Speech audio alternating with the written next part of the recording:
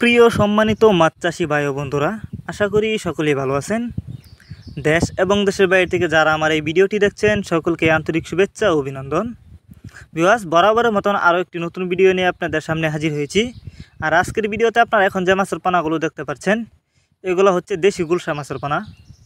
আপনারা যারা গুলশা মাছের পানা চাষ করতে চান এবং নতুন বছরের নতুন চাষের পানা খুঁজছেন তারা চাইলে এই মাছগুলো আমাদের কাছ থেকে সংগ্রহ করতে পারেন।